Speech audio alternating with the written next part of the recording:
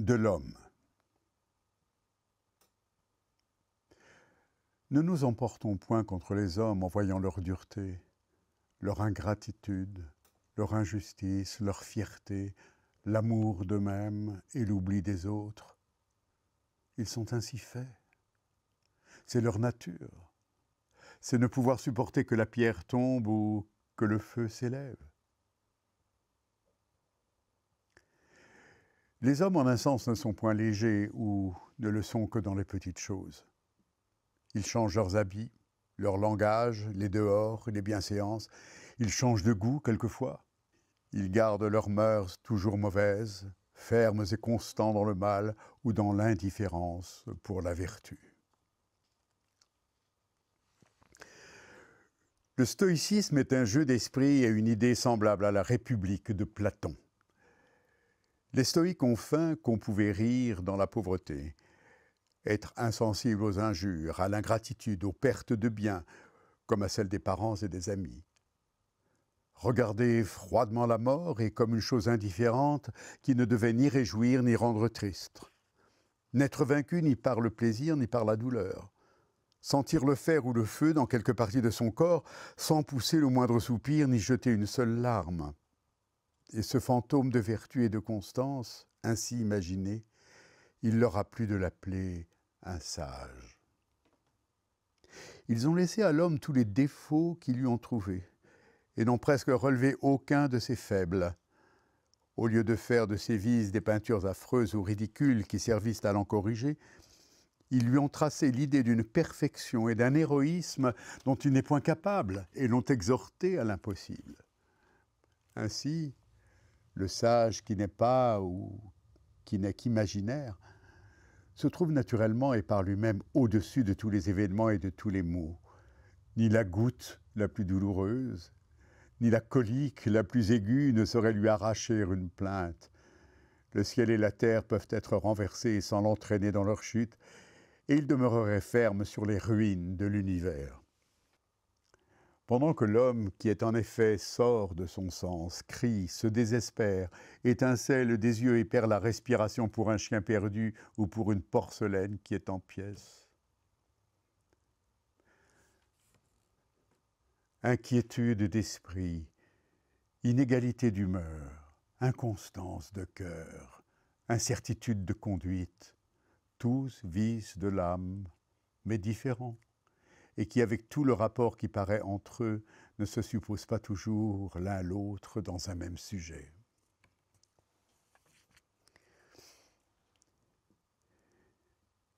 Il est difficile de décider si l'irrésolution rend l'homme plus malheureux que méprisable. De même, s'il y a toujours plus d'inconvénients à prendre un mauvais parti qu'à n'en prendre aucun. Un homme inégal n'est pas un seul homme, ce sont plusieurs. Il se multiplie autant de fois qu'il a de nouveaux goûts et de manières différentes. Il est à chaque moment ce qu'il n'était point, et il va être bientôt ce qu'il n'a jamais été. Il se succède à lui-même. Ne demandez pas de quelle complexion il est, mais quelles sont ses complexions. Ni de quelle humeur, mais combien il a de sortes d'humeurs. Ne vous trompez-vous point? Est-ce Eutycrate que vous abordez? Aujourd'hui, quelle glace pour vous! Hier, il vous recherchait, il vous caressait, vous donniez de la jalousie à ses amis. Vous reconnaît-il bien? Dites-lui votre nom. Ménalque descend son escalier, ouvre sa porte pour sortir.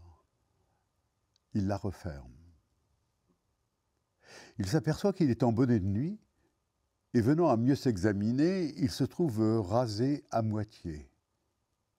Il voit que son épée est mise du côté droit, que ses bas sont rabattus sur ses talons, et que sa chemise est par-dessus ses chausses. S'il marche dans les places, il se sent tout d'un coup rudement frappé à l'estomac ou au visage. Il ne soupçonne point ce que ce peut être, jusqu'à ce qu'ouvrant les yeux et se réveillant, il se trouve ou devant un limon de charrette ou derrière un long haie de menuiserie que porte un ouvrier sur ses épaules. On l'a vu une fois heurter du front contre celui d'un aveugle, s'embarrasser dans ses jambes et tomber avec lui, chacun de son côté, à la renverse. Il lui est arrivé plusieurs fois de se trouver tête à tête à la rencontre d'un prince et, sur son passage, se reconnaître à peine et n'avoir que le loisir de se coller à un mur pour lui faire place. Il cherche, il brouille, il crie, il s'échauffe, il appelle ses valets l'un après l'autre, on lui perd tout, on lui égare tout. Il demande ses gants qu'il a dans ses mains, semblable à cette femme qui prenait le temps de demander son masque lorsqu'elle l'avait sur son visage. Il entre à l'appartement et passe sous un lustre où sa perruque s'accroche et demeure suspendue. Tous les courtisans regardent et rient. Ménalque regarde aussi et rit plus haut que les autres. Il cherche des yeux dans toute l'assemblée. Où est celui qui montre ses oreilles et à qui il manque une perruque? S'il va par la ville, après avoir fait quelque chemin, il se croit égaré, il s'émeut et il demande où il est à ses passants qui lui disent précisément le nom de sa rue. Il entre ensuite dans sa maison, d'où il sort précipitamment, croyant qu'il s'est trompé. Il descend du palais et, trouvant au bas du grand degré un carrosse qu'il prend pour le sien, il se met dedans. Le cocher touche et croit ramener son maître dans sa maison. Ménalque se jette hors de la portière, traverse la cour, monte l'escalier, parcourt l'antichambre, la chambre, le cabinet. Tout lui est familier. Rien ne lui est nouveau. Il s'assied, il se repose, il est chez soi. Le maître arrive. Celui-ci se lève pour le recevoir, il le traite fort civilement, le prie de s'asseoir et croit faire les honneurs de sa chambre. Il parle, il rêve, il reprend la parole. Le maître de la maison s'ennuie et demeure étonné. Ménalque ne l'est pas moins et ne dit pas ce qu'il en pense. Il a affaire à un fâcheux, un homme oisif, qui se retirera à la fin, il l'espère, et il prend patience. La nuit arrive qu'il est à peine détrompé. Une autre fois, il rend visite à une femme et se persuadant bientôt que c'est lui qui la reçoit, il s'établit dans son fauteuil et ne songe nullement à l'abandonner. Il trouve ensuite que cette dame fait ses visites longues. Il attend à tout moment qu'elle se lève et le laisse en liberté. Mais comme cela tire en longueur, qu'il a faim et que la nuit est déjà avancée, il l'a pris à souper. Elle rit, et si haut qu'elle le réveille. Lui-même se marie le matin, l'oublie le soir, et découche la nuit de ses noces. Et quelques années après, il perd sa femme, elle meurt entre ses bras, il assiste à ses obsèques, et le lendemain, quand on lui vient dire qu'on a servi, il demande si sa femme est prête et si elle est avertie.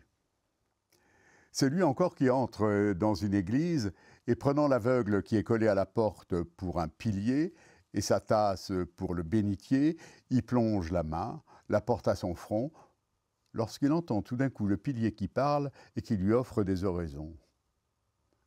Il s'avance dans la nef, il croit voir un prie-dieu, il se jette lourdement dessus, la machine plie, s'enfonce et fait des efforts pour crier.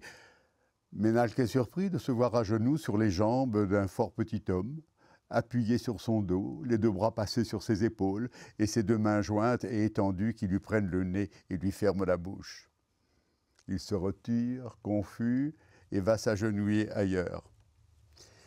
Il tire un livre pour faire sa prière, et c'est sa pantoufle qu'il a prise pour ses heures et qu'il a mise dans sa poche avant que de sortir.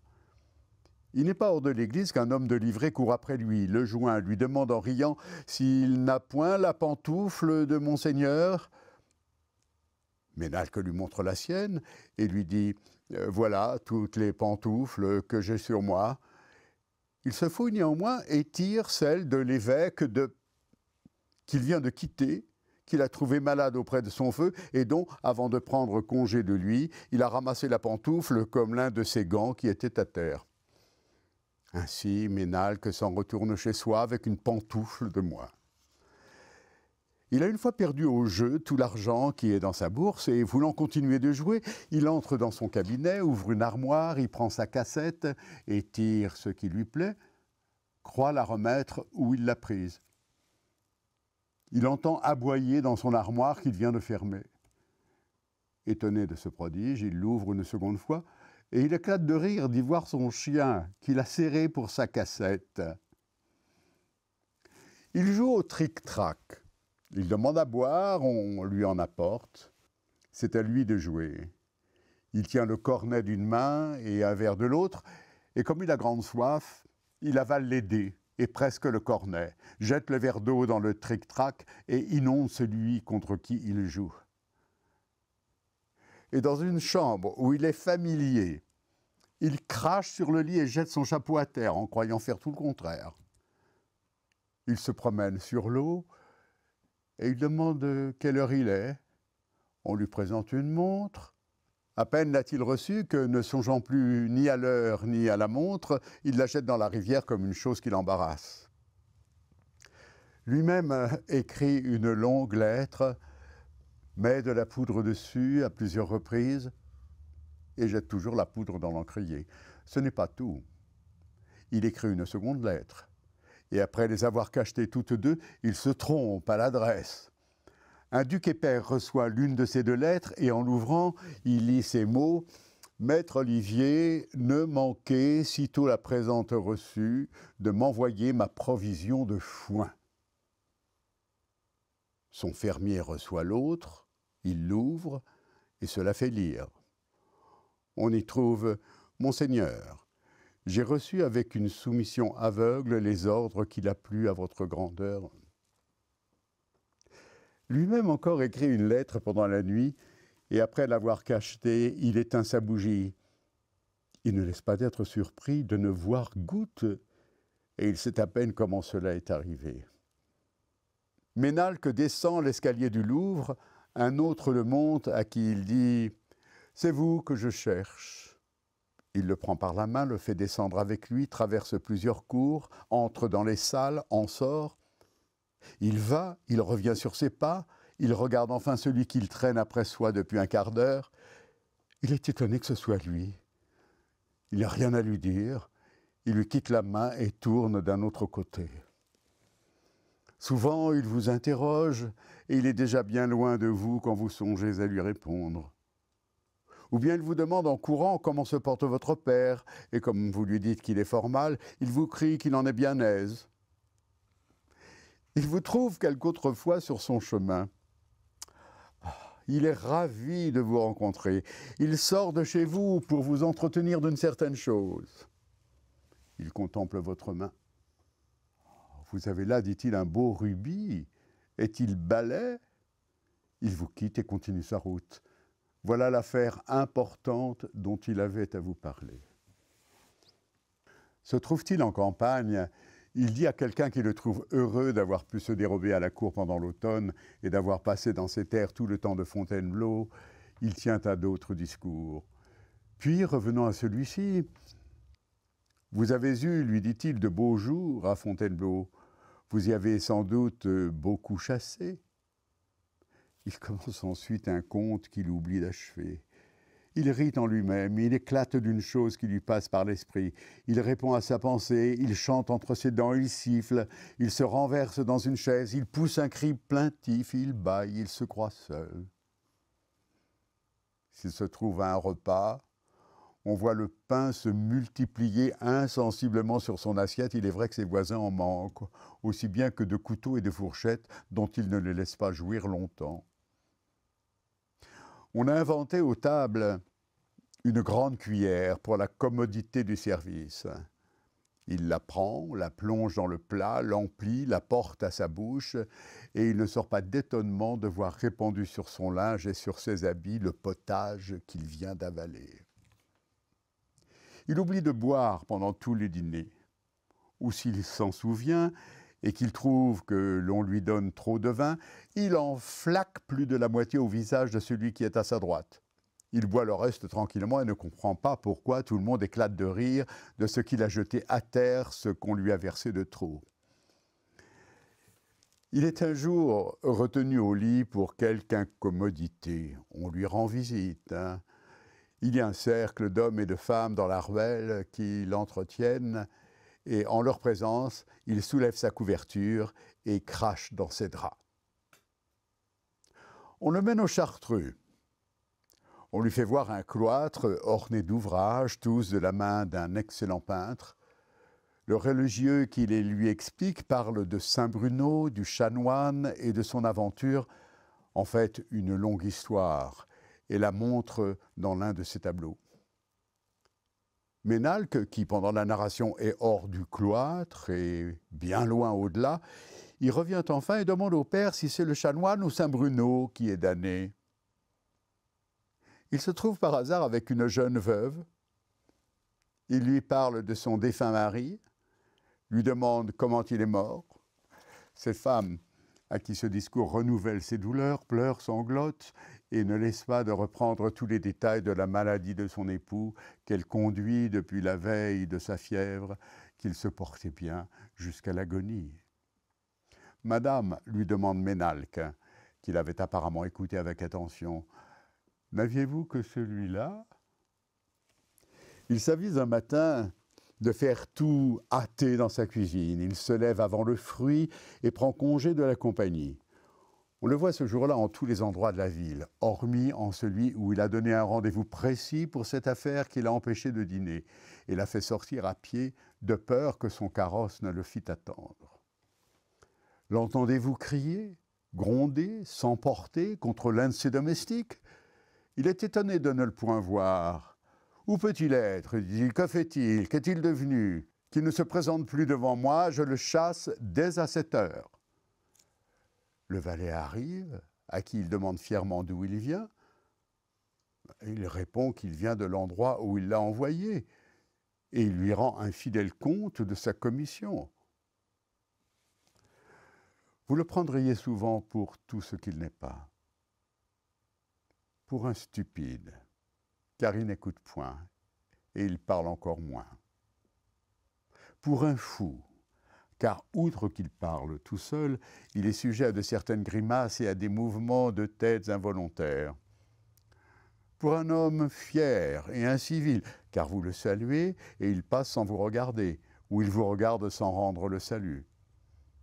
Pour un inconsidéré, car il parle de banqueroute au milieu d'une famille où il y a cette tâche. D'exécution et d'échafaud devant un homme dont le père y a monté, de roture devant des roturiers qui sont riches et qui se donnent pour nobles. De même, il a dessein d'élever auprès de soi un fils naturel sous le nom et le personnage d'un valet, et quoiqu'il veuille le dérober à la connaissance de sa femme et de ses enfants, il lui échappe de l'appeler son fils 10 fois par jour. Il a pris aussi la résolution de marier son fils à la fille d'un homme d'affaires. Et il ne laisse pas de dire de temps en temps, en parlant de sa maison et de ses ancêtres, que les Ménalques ne se sont jamais mes alliés. Enfin, il n'est ni présent, ni attentif dans une compagnie à ce que fait le sujet de la conversation. Il pense et il parle tout à la fois. Mais la chose dont il parle est rarement celle à laquelle il pense. Aussi ne parle-t-il guère conséquemment et avec suite. Où il dit non, souvent il faut dire oui. Et où il dit oui, croyez qu'il veut dire non. Il a, en vous répondant aussi juste, les yeux fort ouverts, mais il ne s'en sert point. Il ne regarde ni vous, ni personne, ni rien qui soit au monde. Tout ce que vous pouvez tirer de lui, et encore dans le temps qu'il est le plus appliqué d'un meilleur commerce, ce sont ces mots « oui, vraiment ».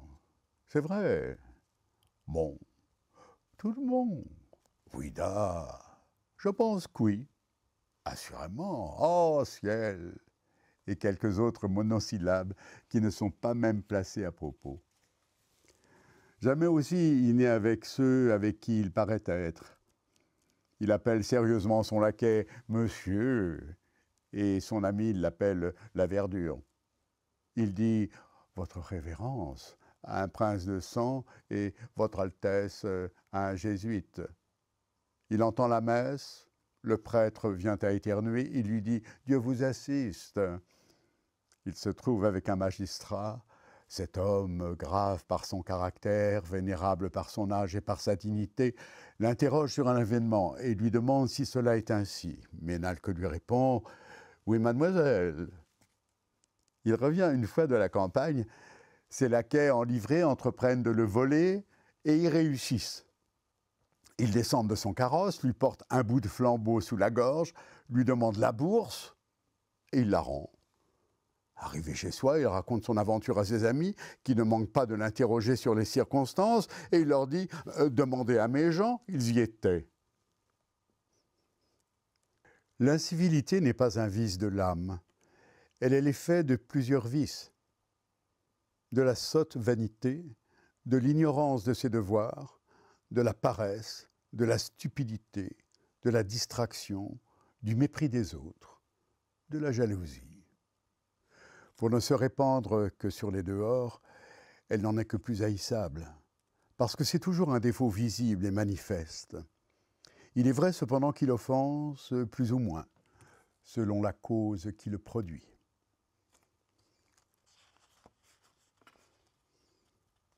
Dire d'un homme colère, inégal, querelleux, chagrin, pointilleux, capricieux, c'est son humeur, n'est pas l'excuser comme on le croit, mais avouer sans y penser que de si grands défauts sont irrémédiables. Ce qu'on appelle humeur est une chose trop négligée parmi les hommes. Ils devraient comprendre qu'il ne leur suffit pas d'être bons, mais qu'ils doivent encore paraître tels, du moins s'ils tendent à être sociables, capables d'union et de commerce, c'est-à-dire à être des hommes. L'on n'exige pas des âmes malignes qu'elles aient de la douceur et de la souplesse. Elles ne leur manquent jamais. Et elle leur sert de piège pour surprendre les simples et pour faire valoir leurs artifices. L'on désirerait de ceux qui ont un bon cœur qu'ils fussent toujours pliants, faciles, complaisants, et qu'il fût moins vrai quelquefois que ce sont les méchants qui nuisent et les bons qui font souffrir. Le commun des hommes va de la colère à l'injure. Quelques-uns en usent autrement, ils offensent, et puis ils se fâchent. La surprise où l'on est toujours de ce procédé ne laisse pas de place au ressentiment. Les hommes ne s'attachent pas assez à ne point manquer les occasions de faire plaisir. Il semble que l'on entre dans un emploi que pour pouvoir obliger et n'en rien faire. La chose la plus prompte et qui se présente d'abord, c'est le refus, et l'on n'accorde que par réflexion. Sachez précisément ce que vous pouvez attendre des hommes en général, et de chacun d'eux en particulier, et jetez-vous ensuite dans le commerce du monde.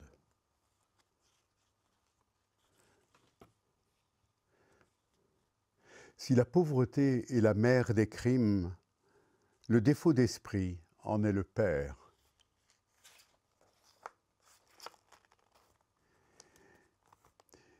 Il est difficile qu'un fort malhonnête homme ait assez d'esprit. Un génie qui est droit et perçant conduit enfin à la règle, à la probité, à la vertu. Il manque du sens et de la pénétration à celui qui s'opiniâtre dans le mauvais comme dans le faux. L'on cherche en vain à le corriger par des traits de satire qui le désignent aux autres et où il ne se reconnaît pas lui-même. Ce sont des injures dites à un sourd. Il serait désirable pour le plaisir des honnêtes gens et pour la vengeance publique qu'un coquin ne le fût pas au point d'être privé de tout sentiment.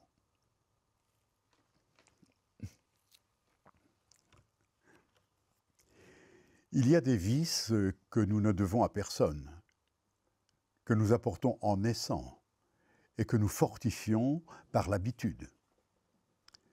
Il y en a d'autres que l'on contracte et qui nous sont étrangers. L'un est né quelquefois avec des mœurs faciles, de la complaisance et tout le désir de plaire. Mais par les traitements que l'on reçoit de ceux avec qui l'on vit ou de qui l'on dépend, l'on est bientôt jeté hors de ses mesures et même de son naturel. L'on a des chagrins et une bile que l'on ne connaissait point. L'on se voit une autre complexion. On est enfin étonné de se trouver dur et épineux.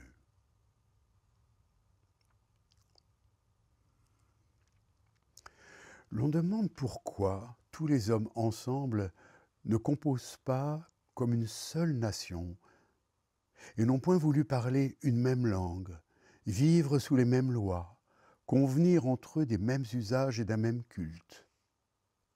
Et moi, pensant à la contrariété des esprits, des goûts et des sentiments, je suis étonné de voir jusque à 7 ou 8 personnes se rassembler sous un même toit, dans une même enceinte, et composer une seule famille.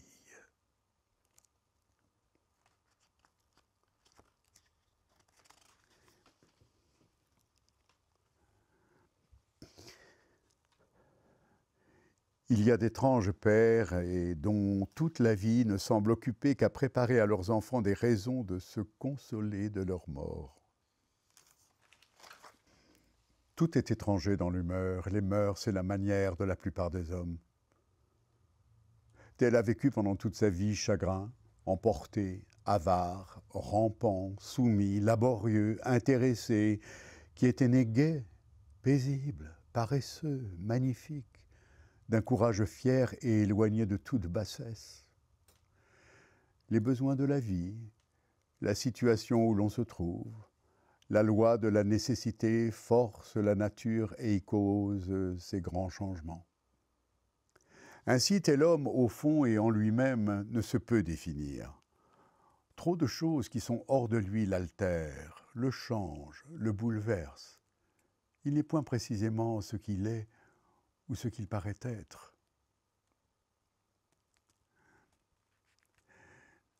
La vie est courte et ennuyeuse, elle se passe tout à désirer. L'on remet à l'avenir son repos et ses joies, à cet âge souvent où les meilleurs biens ont déjà disparu, la santé et la jeunesse. Ce temps arrive qui nous surprend encore dans les désirs. On en est là quand la fièvre nous saisit et nous éteint. Si l'on eût guéri, ce n'était que pour désirer plus longtemps. Lorsqu'on désire, on se rend à discrétion à celui de qui l'on espère. Est-on sûr d'avoir? On temporise, on parlemente, on capitule. Il est si ordinaire à l'homme de n'être pas heureux, et si essentiel à tout ce qui est un bien d'être acheté par 1000 peines, qu'une affaire qui se rend facile devient suspecte. L'on comprend à peine ou que ce qui coûte si peu puisse nous être avantageux, ou qu'avec les ressources justes, l'on doive si aisément parvenir à la fin que l'on se propose. L'on croit mériter les bons succès, mais n'y devoir compter que fort rarement. L'homme qui dit qu'il n'est pas né heureux pourrait du moins le devenir par le bonheur de ses amis ou de ses proches. L'envie lui ôte cette dernière ressource.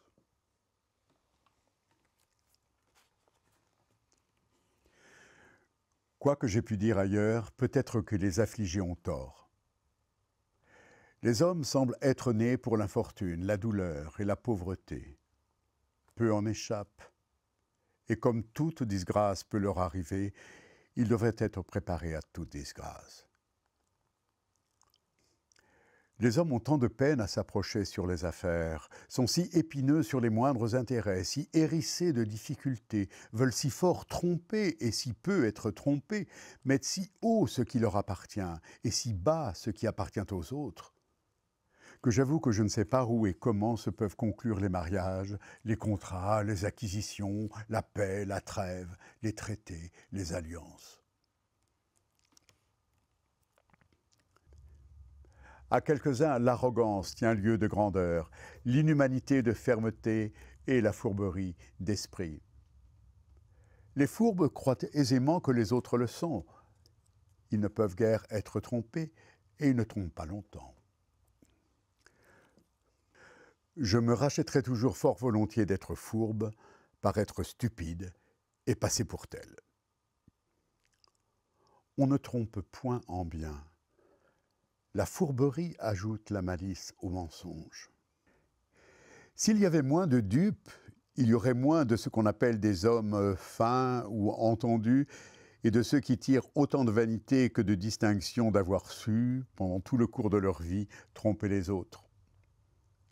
Comment voulez-vous qu'Hérophile, à qui le manque de parole, les mauvais offices, la fourberie, bien loin de nuire, ont mérité des grâces et des bienfaits de ceux mêmes qui, là, ou manquaient de servir ou désobligés, ne présument pas infiniment de soi et de son industrie. L'on entend dans les places et dans les rues des grandes villes et de la bouche de ceux qui passent que les mots d'exploit, de saisie, d'interrogatoire, de promesse et de plaider contre sa promesse. Est-ce qu'il n'y aurait pas dans le monde la plus petite équité? Serait-il au contraire rempli de gens qui demandent froidement ce qui ne leur est pas dû ou qui refusent nettement de rendre ce qu'ils doivent? Parchemins inventés pour faire souvenir ou pour convaincre les hommes de leurs paroles? Honte de l'humanité. Ôtez les passions, l'intérêt, l'injustice. Quel calme dans les plus grandes villes. Les besoins et la subsistance n'y font pas le tiers de l'embarras. Rien n'engage tant un esprit raisonnable à supporter tranquillement des parents et des amis les torts qu'ils ont à son égard, que la réflexion qu'il fait sur les vices de l'humanité et combien il est pénible aux hommes d'être constants, généreux, fidèles, d'être touchés d'une amitié plus forte que leur intérêt. Comme il connaît leur portée, il n'exige point d'eux qu'ils pénètrent les corps, qu'ils volent dans l'air, qu'ils aient de l'équité. Il peut haïr les hommes en général, où il y a si peu de vertu. Mais il excuse les particuliers. Il les aime même par des motifs plus relevés, et il s'étudie à mériter le moins qu'il se peut une pareille indulgence. Il y a de certains biens que l'on désire avec emportement et dont l'idée seule nous enlève et nous transporte. S'il nous arrive de les obtenir, on les sent plus tranquillement qu'on ne l'eût pensé. On en jouit moins que l'on aspire encore à de plus grands. Il y a des mots effroyables et d'horribles malheurs où l'on ose penser et dont la seule vue fait frémir. S'il arrive qu'on y tombe, l'on se trouve des ressources que l'on ne se connaissait point. L'on se raidit contre son infortune et l'on fait mieux que l'on espérait. Il ne faut quelquefois qu'une jolie maison dont on hérite, qu'un beau cheval ou un joli chien dont on se trouve le maître, qu'une tapisserie, qu'une pendule, pour adoucir une grande douleur et pour faire moins sentir une grande perte. Je suppose que les hommes soient éternels sur la terre, et je médite ensuite sur ce qui pourrait me faire connaître qu'ils se feraient alors une plus grande affaire de leur établissement qu'ils ne s'en font dans l'état où sont les choses. Si la vie est misérable, elle est pénible à supporter. Si elle est heureuse, il est horrible de la perdre. L'un revient à l'autre. Il n'y a rien que les hommes aiment mieux à conserver et qu'ils ménagent moins que leur propre vie. Irène se transporte à grands frais en Épidore, voit Esculape dans son temple et le consulte sur tous ses maux. D'abord, elle se plaint qu'elle est lasse et recrue de fatigue, et le dieu prononce que cela lui arrive par la longueur du chemin qu'elle vient de faire. Elle dit qu'elle est le soir sans appétit. L'oracle lui ordonne de dîner peu. Elle ajoute qu'elle est sujette à des insomnies et il lui prescrit de n'être au lit que pendant la nuit. Elle lui demande pourquoi elle devient pesante et quel remède. L'oracle répond qu'elle doit se lever avant midi et quelquefois se servir de ses jambes pour marcher. Elle lui déclare que le vin lui est nuisible. L'oracle lui dit de boire de l'eau, qu'elle a des indigestions, et il ajoute qu'elle fasse diète. « Ma vue s'affaiblit, dit Irène. « Prenez des lunettes, dit Esculape. « Je m'affaiblis moi-même, continue-t-elle, et je ne suis ni si forte ni si saine que j'ai été. C'est, dit le Dieu, que vous vieillissez. Mais quel moyen de guérir de cette langueur? Le plus court, Irène, c'est de mourir, comme ont fait votre mère et votre aïeul. Fils d'Apollon, s'écrie Irène, quel conseil me donnez-vous? Est-ce là toute cette science que les hommes publient et qui vous fait révérer de toute la terre? Que m'apprenez-vous de rare et de mystérieux, et ne savais-je pas tous ces remèdes que vous m'enseignez? Que n'en usiez-vous donc, répond le Dieu, sans venir me chercher de si loin et abréger vos jours par un long voyage?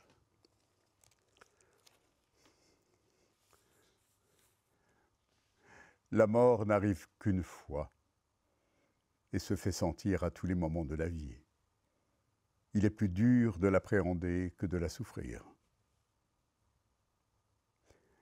L'inquiétude, la crainte, l'abattement n'éloignent pas la mort, au contraire. Je doute seulement que le riz excessif convienne aux hommes qui sont mortels. Ce qu'il y a de certain dans la mort est un peu adouci par ce qui est incertain. C'est un indéfini dans le temps qui tient quelque chose de l'infini et de ce qu'on appelle éternité. Pensons que, comme nous soupirons présentement pour la florissante jeunesse qui n'est plus et ne reviendra point, la caducité suivra, qui nous fera regretter l'âge viril où nous sommes encore et que nous n'estimons pas assez.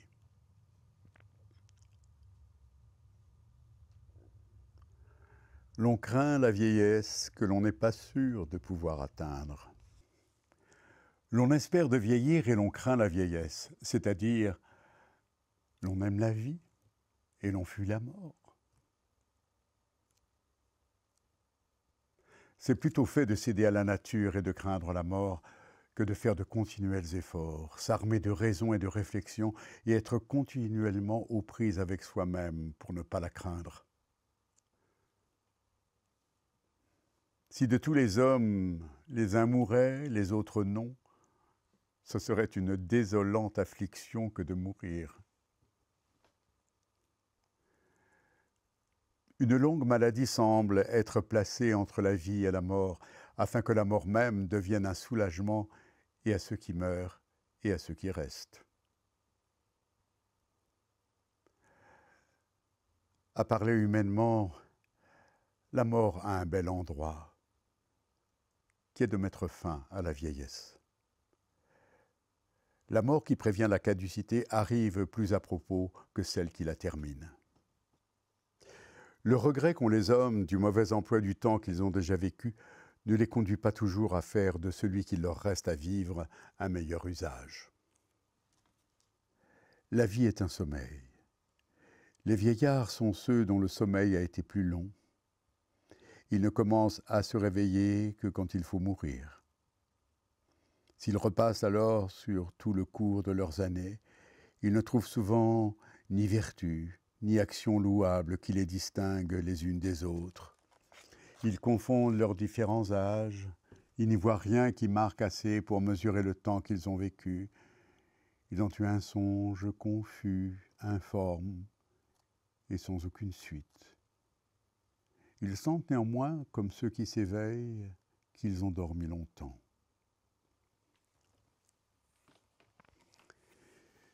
Il n'y a pour l'homme que 3 événements: naître, vivre et mourir.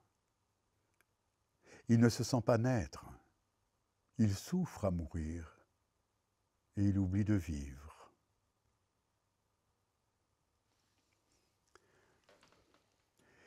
Il y a un temps où la raison n'est pas encore, où l'on ne vit que par instinct à la manière des animaux et dont il ne reste dans la mémoire aucun vestige. Il y a un second temps où la raison se développe, où elle est formée, où elle pourrait agir, si elle n'était pas obscurcie et comme éteinte par les vices de la complexion et par un enchaînement de passions qui se succèdent les unes aux autres et conduisent jusqu'au 3e et dernier âge.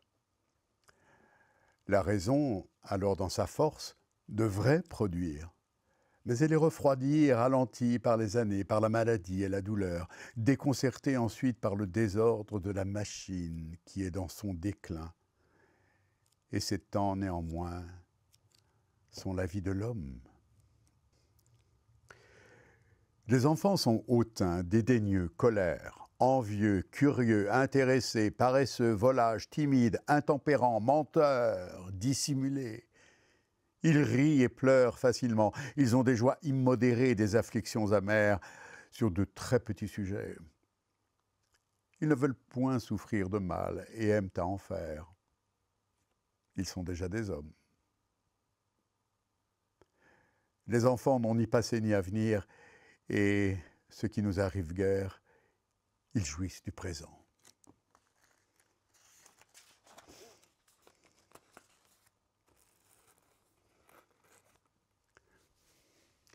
Le caractère de l'enfance paraît unique. Les mœurs, dans cet âge, sont assez les mêmes, et ce n'est qu'avec une curieuse attention qu'on en pénètre la différence.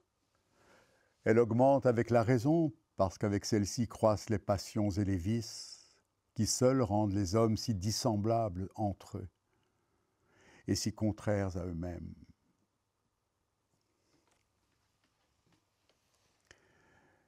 Les enfants ont déjà de leur âme l'imagination et la mémoire, c'est-à-dire ce que les vieillards n'ont plus. Et ils en tirent un merveilleux usage pour leurs petits jeux et pour tous leurs amusements. C'est par elles qu'ils répètent ce qu'ils ont entendu dire, qu'ils contrefont ce qu'ils ont vu faire, qu'ils sont de tout métier, soit qu'ils s'occupent en effet à 1000 petits ouvrages, soit qu'ils imitent les divers artisans par le mouvement et par le geste. Qu'ils se trouvent à un grand festin et y font bonne chère, qu'ils se transportent dans des palais et dans des lieux enchantés, que bien que seuls, ils se voient un riche équipage et un grand cortège, qu'ils conduisent des armées, livrent bataille et jouissent du plaisir de la victoire, qu'ils parlent aux rois et aux plus grands princes, qu'ils sont rois eux-mêmes, ont des sujets, possèdent des trésors, qu'ils peuvent faire de feuilles d'arbres ou de grains de sable. Et ce qu'ils ignorent dans la suite de leur vie, savent à cet âge être les arbitres de leur fortune et les maîtres de leur propre félicité. Il n'y a nul vice extérieur et nul défaut du corps qui ne soit aperçu par les enfants. Ils les saisissent d'une première vue et ils savent les exprimer par des mots convenables. On ne nomme point plus heureusement. Devenus hommes, ils sont chargés à leur tour de toutes les imperfections dont ils se sont moqués. L'unique soin des enfants est de trouver l'endroit faible de leur maître, comme de tous ceux à qui ils sont soumis. Dès qu'ils ont pu les entamer, ils gagnent le dessus et prennent sur eux un ascendant qu'ils ne perdent plus. Ce qui nous fait déchoir une première fois de cette supériorité à leur égard est toujours ce qui nous empêche de la recouvrer.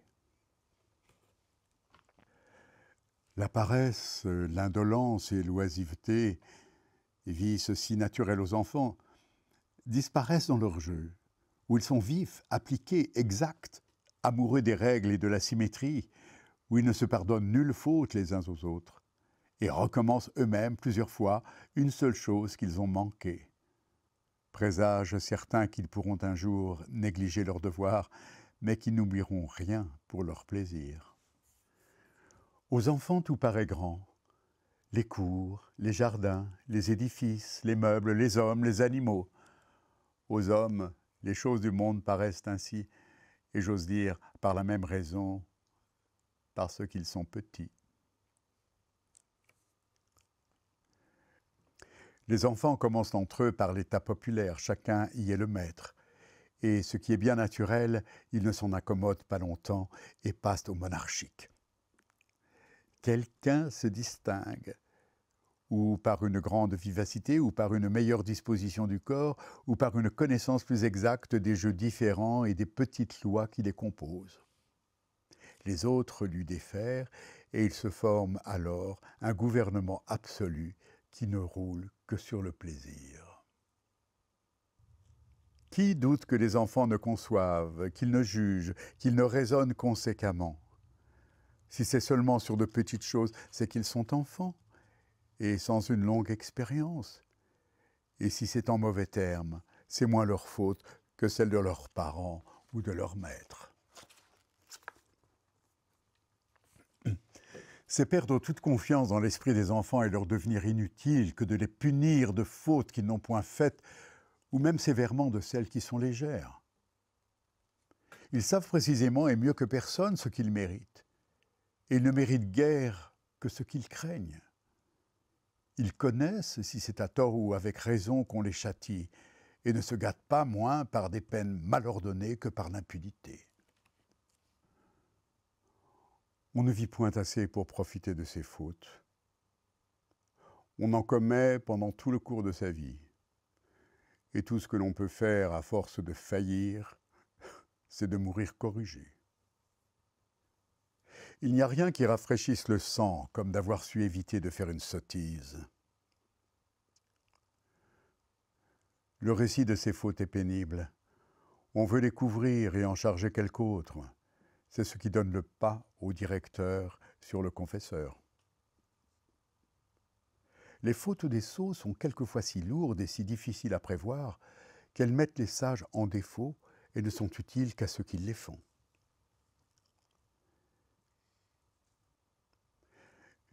L'esprit de parti abaisse les plus grands hommes jusqu'aux petitesses du peuple. Nous faisons par vanité ou par bienséance les mêmes choses, et avec les mêmes dehors que nous les ferions par inclination ou par devoir. Tel vient de mourir à Paris de la fièvre qu'il a gagnée à veiller sa femme, qu'il n'aimait point.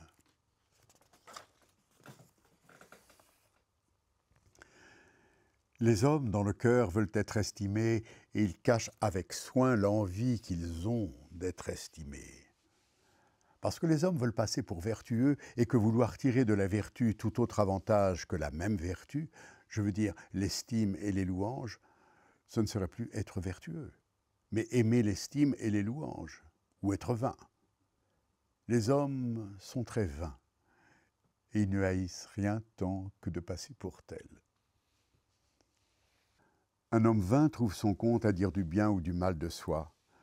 Un homme modeste ne parle point de soi. On ne voit point mieux le ridicule de la vanité et combien elle est un vice honteux qu'en ce qu'elle n'ose se montrer et qu'elle se cache souvent sous les apparences de son contraire.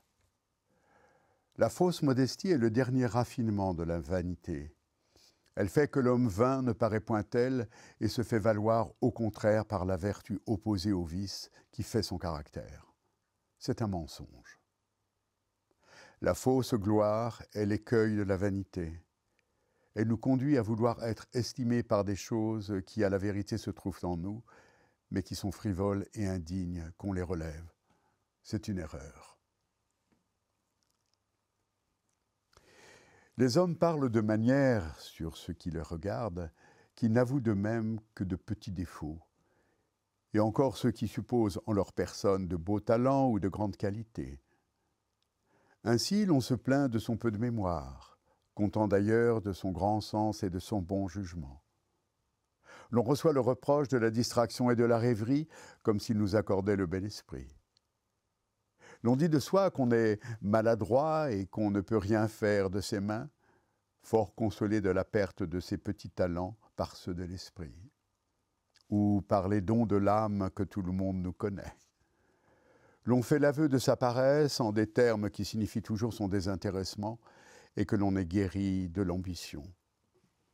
L'on ne rougit point de sa malpropreté, qui n'est qu'une négligence pour les petites choses et qui semble supposer qu'on n'a d'application que pour les solides et essentiels.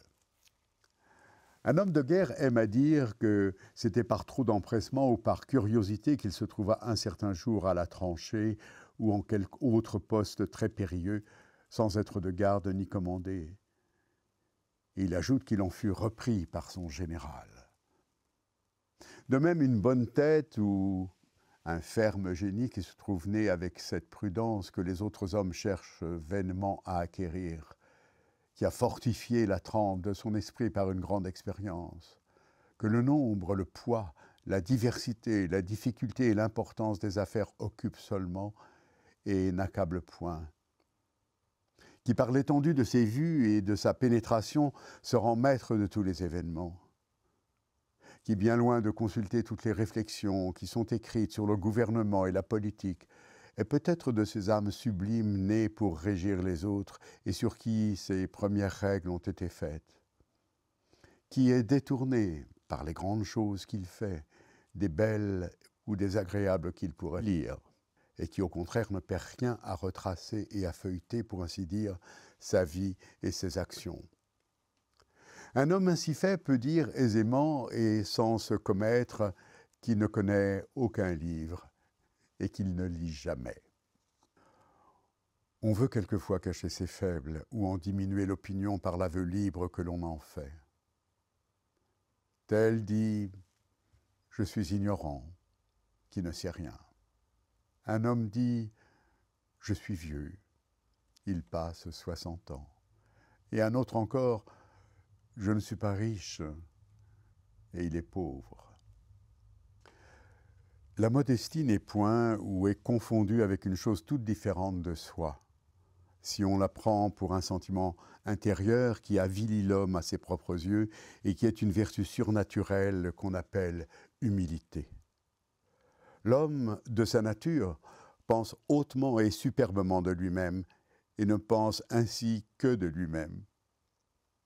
La modestie ne tend qu'à faire que personne n'en souffre. Elle est une vertu du dehors qui règle ses yeux, sa démarche, ses paroles, son ton de voix et qui le fait agir extérieurement avec les autres comme s'il n'était pas vrai qu'il les compte pour rien. Le monde est plein de gens qui, faisant intérieurement et par habitude la comparaison d'eux-mêmes avec les autres, décident toujours en faveur de leur propre mérite et agissent conséquemment. Vous dites qu'il faut être modeste. Les gens bien nés ne demandent pas mieux. Faites seulement que les hommes n'empiètent pas sur ceux qui cèdent par modestie et ne brisent pas ceux qui plient. De même l'on dit, il faut avoir des habits modestes. Les personnes de mérite ne désirent rien davantage, mais le monde veut de la parure. On lui en donne. Il est avide de la superfluité, on lui en montre. Quelques-uns n'estiment les autres que par de beaux linges ou par une riche étoffe. L'on ne refuse pas toujours d'être estimé à ce prix. Il y a des endroits où il faut se faire voir. Un galon d'or plus large ou plus étroit vous fait entrer ou refuser.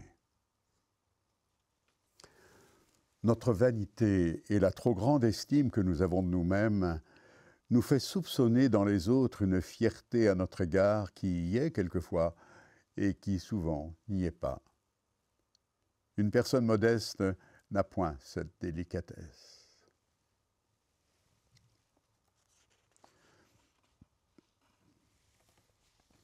Comme il faut se défendre de cette vanité qui nous fait penser que les autres nous regardent avec curiosité et avec estime et ne parlent ensemble que pour s'entretenir de notre mérite et faire notre éloge, aussi devons-nous avoir une certaine confiance qui nous empêche de croire qu'on ne se parle à l'oreille que pour dire du mal de nous ou que l'on ne rit que pour s'en moquer. D'où vient qu'Alcippe me salue aujourd'hui, me sourit et se jette hors d'une portière de peur de me manquer? Je ne suis pas riche et je suis à pied. Il doit, dans les règles, ne pas me voir. N'est-ce point pour être vu lui-même dans un même fond avec un grand? L'on est si rempli de soi-même que tout s'y rapporte. L'on aime à être vu, à être montré, à être salué, même des inconnus. Ils sont fiers s'ils l'oublient. L'on veut qu'ils nous devinent. Nous cherchons notre bonheur hors de nous-mêmes et dans l'opinion des hommes, que nous connaissons flatteurs, peu sincères, sans équité, pleins d'envie, de caprices et de prévention. Quelle bizarrerie! Il semble que l'on ne puisse rire que des choses ridicules. L'on voit néanmoins de certaines gens qui rient également des choses ridicules et de celles qui ne le sont pas.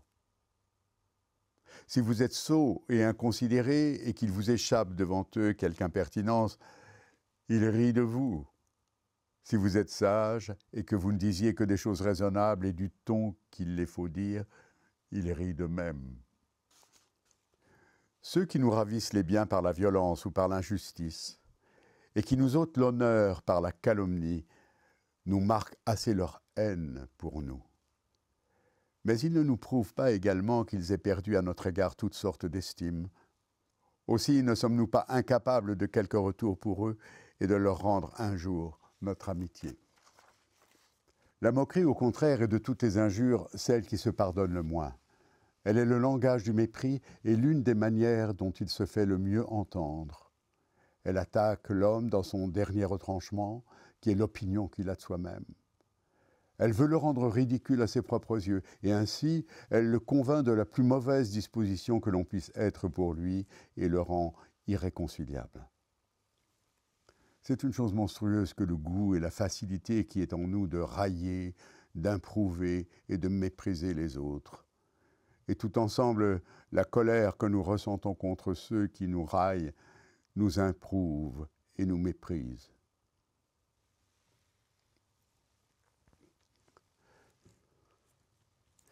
La santé et les richesses, autant aux hommes l'expérience du mal, leur inspirent la dureté pour leurs semblables. Et les gens déjà chargés de leur propre misère sont ceux qui entrent davantage par la compassion dans celle d'autrui.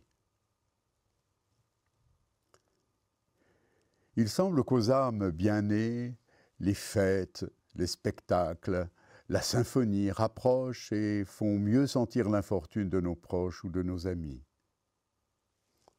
Une grande âme est au-dessus de l'injure, de l'injustice, de la douleur, de la moquerie. Et elle serait invulnérable si elle ne souffrait par la compassion. Il y a une espèce de honte d'être heureux à la vue de certaines misères. On est prompt à connaître ses plus petits avantages et lent à pénétrer ses défauts. On n'ignore point qu'on a de beaux sourcils, les ongles bien faits. On sait à peine que l'on est borgne. On ne sait point du tout que l'on manque d'esprit. Argire tire son gant pour montrer une belle main, et elle ne néglige pas de découvrir un petit soulier qui suppose qu'elle a le pied petit. Elle rit des choses plaisantes ou sérieuses pour faire voir de belles dents. Et si elle montre son oreille, c'est qu'elle l'a bien faite. Et si elle ne danse jamais, c'est qu'elle est peu contente de sa taille, qu'elle a épaisse. Elle entend tous ses intérêts, à l'exception d'un seul, elle parle toujours et n'a point d'esprit. Les hommes comptent presque pour rien toutes les vertus du cœur et idolâtrent les talents du corps et de l'esprit. Celui qui dit froidement de soi et sans croire blesser la modestie qu'il est bon, qu'il est constant, fidèle, sincère, équitable, reconnaissant, n'ose dire qu'il est vif, qu'il a les dents belles et la peau douce. Cela est trop fort. Il est vrai qu'il y a deux vertus que les hommes admirent, la bravoure et la libéralité, parce qu'il y a deux choses qu'ils estiment beaucoup et que ces vertus font négliger, la vie et l'argent. Aussi, personne n'avance de soi qu'il est brave ou libéral. Personne ne dit de soi, et surtout sans fondement, qu'il est beau, qu'il est généreux, qu'il est sublime. On a mis ces qualités à un trop haut prix. On se contente de le penser. Quelque rapport qu'il paraisse, de la jalousie à l'émulation, il y a entre elles le même éloignement que celui qui se trouve entre le vice et la vertu. La jalousie et l'émulation s'exercent sur le même objet, qui est le bien ou le mérite des autres, avec cette différence que celle-ci est un sentiment volontaire, courageux, sincère, qui rend l'âme féconde, qui la fait profiter des grands exemples et la porte souvent au-dessus de ce qu'elle admire. Et que celle-là, au contraire, est un mouvement violent et comme un aveu contraint du mérite qui est hors d'elle. Qu'elle va même jusqu'à nier la vertu dans les sujets où elle existe, ou qui, forcée de la reconnaître, lui refuse les éloges ou lui envie les récompenses. Une passion stérile qui laisse l'homme dans l'état où elle le trouve, qui le remplit de lui-même, de l'idée de sa réputation qui le rend froid et sec sur les actions ou sur les ouvrages d'autrui, qui fait qu'il s'étonne de voir dans le monde d'autres talents que les siens, ou d'autres hommes avec les mêmes talents dont il se pique, vice honteux, et qui par son excès rentre toujours dans la vanité, dans la présomption, et ne persuade pas tant à celui qui en est blessé qu'il a plus d'esprit et de mérite que les autres, qu'il ne lui fait croire qu'il a lui seul de l'esprit et du mérite. L'émulation et la jalousie ne se rencontrent guère que dans les personnes de même art, de même talent et de même condition. Les plus vils artisans sont les plus sujets à la jalousie. Ceux qui font profession des arts libéraux ou des belles lettres, les peintres, les musiciens, les orateurs, les poètes, tous ceux qui se mêlent d'écrire ne devraient être capables que d'émulation. Toute jalousie n'est point exempte de quelque sorte d'envie. Et souvent même ces deux passions se confondent. L'envie, au contraire, est quelquefois séparée de la jalousie, comme est celle qui excite dans notre âme les conditions fort élevées au-dessus de la nôtre, les grandes fortunes, la faveur, le ministère. L'envie et la haine s'unissent toujours et se fortifient l'une l'autre dans un même sujet, et elles ne sont reconnaissables entre elles quand ce que l'une s'attache à la personne, l'autre à l'état et à la condition. Un homme d'esprit n'est point jaloux d'un ouvrier qui a travaillé une bonne épée ou d'un statuaire qui vient d'achever une belle figure. Il sait qu'il y a dans ces arts des règles et une méthode qu'on ne devine point, qu'il y a des outils à manier dont il ne connaît ni l'usage, ni le nom, ni la figure. Et il lui suffit de penser qu'il n'a point fait l'apprentissage d'un certain métier pour se consoler de n'y être point maître. Il peut, au contraire, être susceptible d'envie et même de jalousie contre un ministre et contre ceux qui gouvernent, comme si la raison et le bon sens qui lui sont communs avec eux étaient les seuls instruments qui servent à régir un État et à présider aux affaires publiques, et qu'ils dussent suppléer aux règles, aux préceptes et à l'expérience. L'on voit peu d'esprits entièrement lourds et stupides. L'on en voit encore moins qui soient sublimes et transcendants. Le commun des hommes nage entre ces deux extrémités. L'intervalle est rempli par un grand nombre de talents ordinaires, mais qui sont d'un grand usage, servent à la République et renferment en soi l'utile et l'agréable. Comme le commerce, les finances, le détail des armées, la navigation, les arts, les métiers, l'heureuse mémoire, l'esprit du jeu, celui de la société et de la conversation.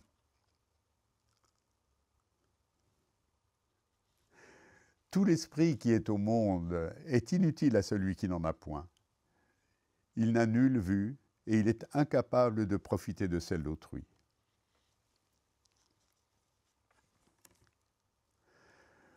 Le premier degré dans l'homme, après la raison, ce serait de sentir qu'il l'a perdue. La folie même est incompatible avec cette connaissance. De même, ce qu'il y aurait en nous de meilleur après l'esprit, ce serait de connaître qu'il nous manque. Par là, on ferait l'impossible. On saurait sans esprit n'être pas un sot, ni un fat, ni un impertinent.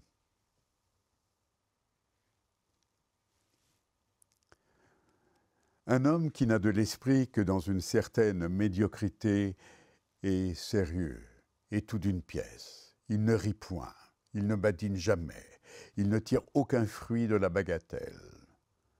Aussi incapable de s'élever aux grandes choses que de s'accommoder, même par relâchement des plus petites, il sait à peine jouer avec ses enfants. Tout le monde dit d'un fat qu'il est un fat. Personne n'ose le dire à lui-même. Il meurt sans le savoir et sans que personne se soit vengé. Quelle mésintelligence entre l'esprit et le cœur! Le philosophe vit mal avec tous ses préceptes, et le politique rempli de vues et de réflexions ne sait pas se gouverner. L'esprit s'use comme toute chose. Les sciences sont ses aliments, elles le nourrissent et le consument. Les petits sont quelquefois chargés de 1000 vertus inutiles. Ils n'ont pas de quoi les mettre en œuvre. Il se trouve des hommes qui soutiennent facilement le poids de la faveur et de l'autorité, qui se familiarisent avec leur propre grandeur et à qui la tête ne tourne point dans les postes les plus élevés.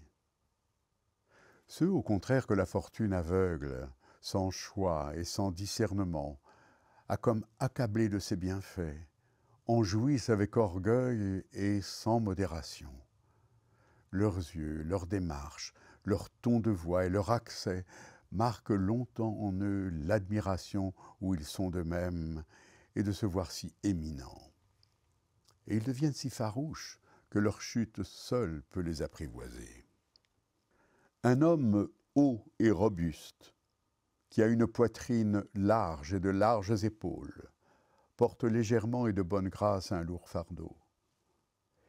Il lui reste encore un bras de libre. Un nain serait écrasé de la moitié de sa charge. Ainsi, les postes éminents rendent les grands hommes encore plus grands et les petits beaucoup plus petits.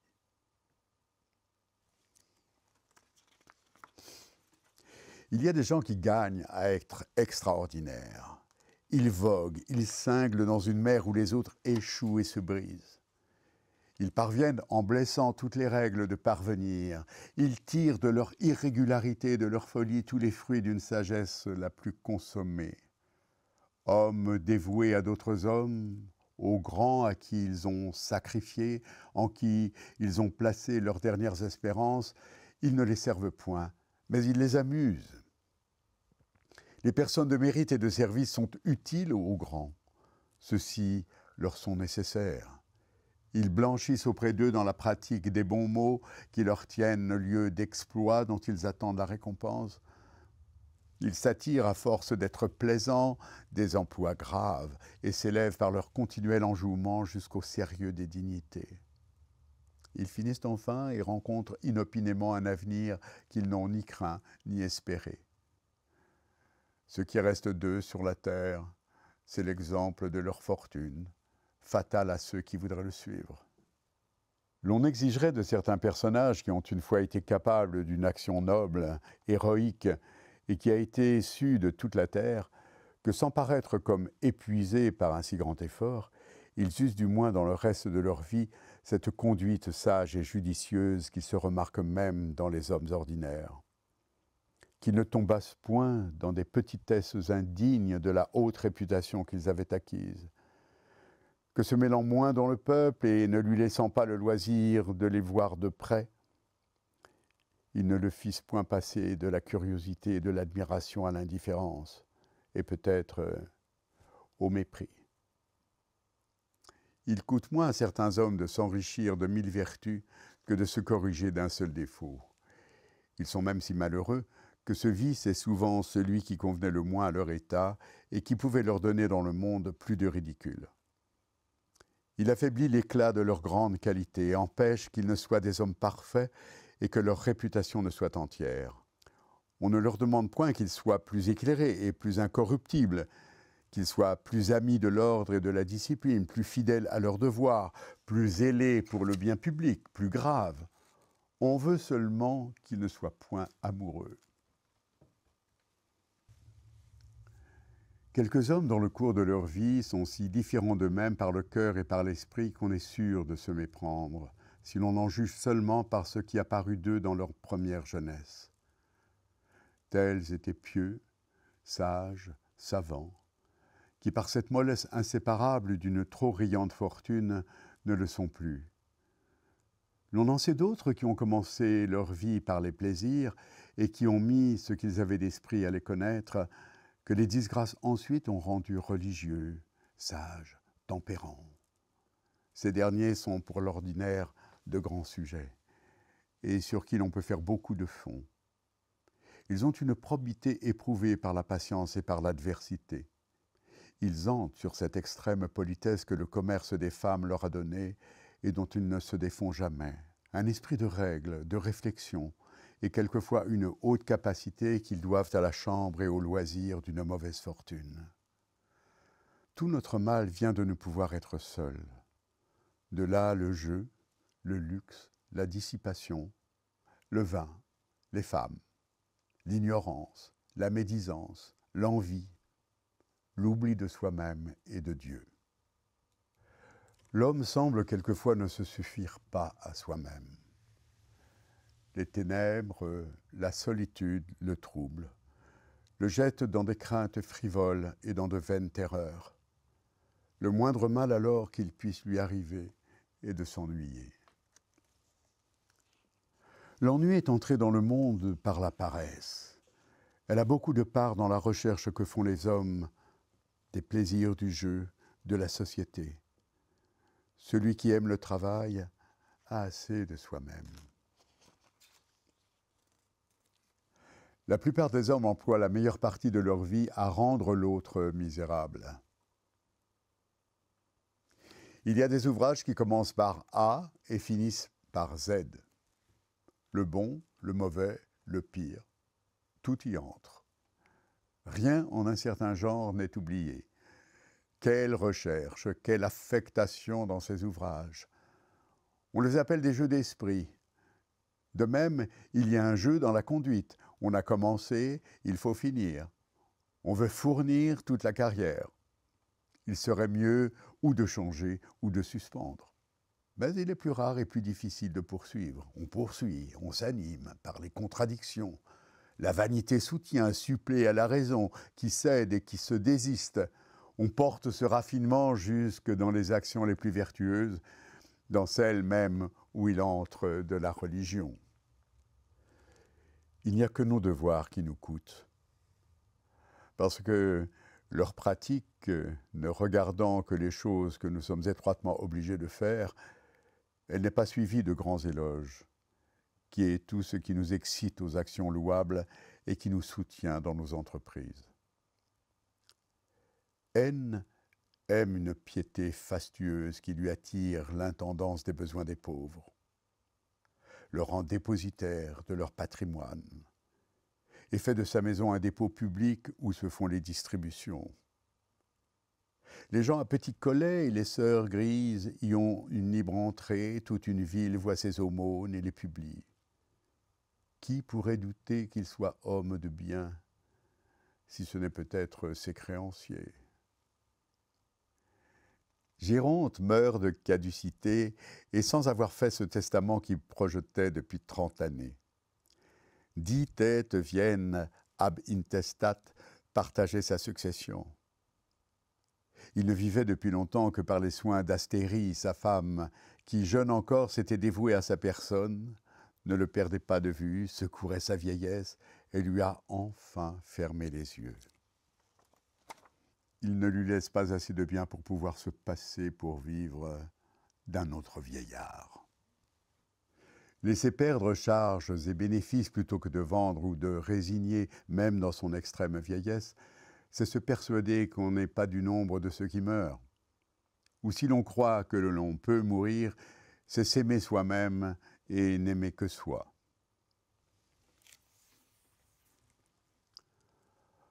Faust est un dissolu, un prodigue, un libertin, un ingrat, un emporté, qu'Aurèle, son oncle, n'a pu haïr ni déshériter. Frontin, neveu d'Aurèle, après 20 années d'une probité connue et d'une complaisance aveugle pour ce vieillard, ne l'a pu fléchir en sa faveur et ne tire de sa dépouille qu'une légère pension que Faust, unique légataire, lui doit payer. Les haines sont si longues et si opiniâtrées que le plus grand signe de mort dans un homme malade, c'est la réconciliation. L'on s'insinue auprès de tous les hommes, ou en les flattant dans les passions qui occupent leur âme, ou en compatissant aux infirmités qui affligent leur corps. En cela seul consistent les soins que l'on peut leur rendre. De là vient que celui qui se porte bien et qui désire peu de choses est moins facile à gouverner. La mollesse et la volupté naissent avec l'homme et ne finissent qu'avec lui. Ni les heureux ni les tristes événements ne l'en peuvent séparer. C'est pour lui ou le fruit de la bonne fortune, ou un dédommagement de la mauvaise. C'est une grande difformité dans la nature qu'un vieillard amoureux. Peu de gens se souviennent d'avoir été jeunes et combien il leur était difficile d'être chaste et tempérant. La première chose qui arrive aux hommes après avoir renoncé au plaisir, ou par bienséance, ou par lassitude, ou par régime, c'est de les condamner dans les autres. Il entre dans cette conduite une sorte d'attachement pour les choses mêmes que l'on vient de quitter. L'on aimerait qu'un bien qui n'est plus pour nous ne fût plus aussi pour le reste du monde. C'est un sentiment de jalousie. Ce n'est pas le besoin d'argent où les vieillards peuvent appréhender de tomber un jour qui les rend avares, car il y en a de tels qui ont de si grands fonds qu'ils ne peuvent guère avoir cette inquiétude. Et d'ailleurs, comment pourraient-ils craindre de manquer dans leur caducité des commodités de la vie, puisqu'ils s'en privent eux-mêmes volontairement pour satisfaire à leur avarice? Ce n'est point aussi l'envie de laisser de plus grandes richesses à leurs enfants, car il n'est pas naturel d'aimer quelque chose plus que soi-même, outre qu'il se trouve des avares qui n'ont point d'héritier.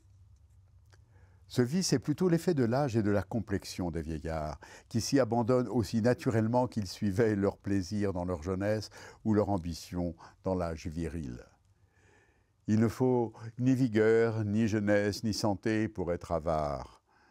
L'on n'a aussi nul besoin de s'empresser ou de se donner le moindre mouvement pour épargner ses revenus.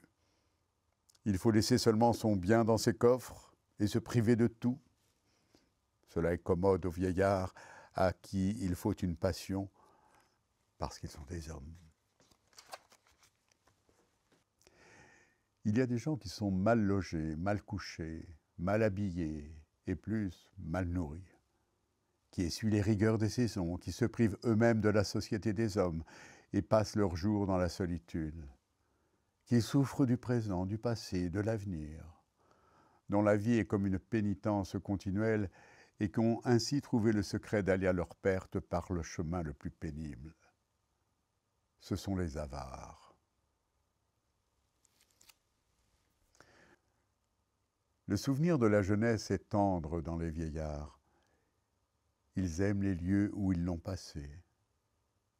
Les personnes qu'ils ont commencé de connaître dans ce temps leur sont chères. Ils affectent quelques mots du premier langage qu'ils ont parlé. Ils tiennent pour l'ancienne manière de chanter, pour la vieille danse. Ils vantent les modes qui régnaient alors dans les habits, les meubles et les équipages. Ils ne peuvent encore désapprouver des choses qui servaient à leur passion, qui étaient si utiles à leur plaisir et qui en rappellent la mémoire. Comment pourraient-ils leur préférer de nouveaux usages et des modes toutes récentes où ils n'ont nulle part, dont ils n'espèrent rien, que les jeunes gens ont fait et dont ils tirent à leur tour de si grands avantages contre la vieillesse? Une trop grande négligence comme une excessive parure dans les vieillards multiplie leurs rides et font mieux voir leur caducité. Un vieillard est fier, dédaigneux et d'un commerce difficile s'il n'a beaucoup d'esprit. Un vieillard qui a vécu à la cour, qui a un grand sens et une mémoire fidèle, est un trésor inestimable. Il est plein de faits et de maximes. L'on y trouve l'histoire du siècle, revêtue de circonstances très curieuses et qui ne se lisent nulle part.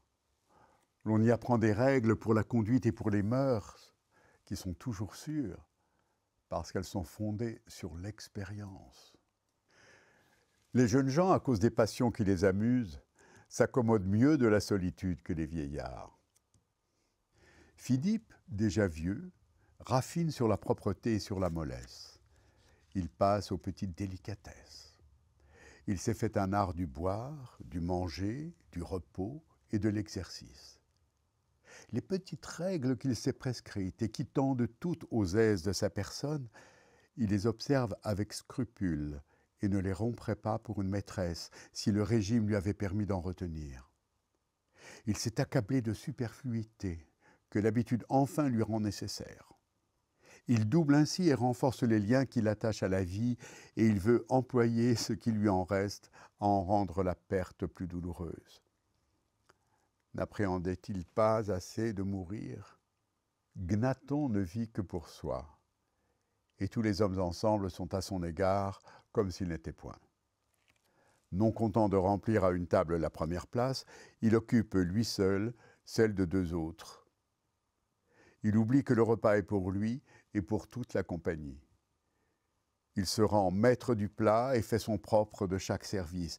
Il ne s'attache à aucun des mets qu'il n'ait achevé d'essayer de tous. Il voudrait pouvoir les savourer tous à la fois. Il ne se sert à table que de ses mains. Il manie les viandes, les remanie, démembre, déchire, et en use de manière qu'il faut que les conviés, s'ils veulent manger, mangent ses restes.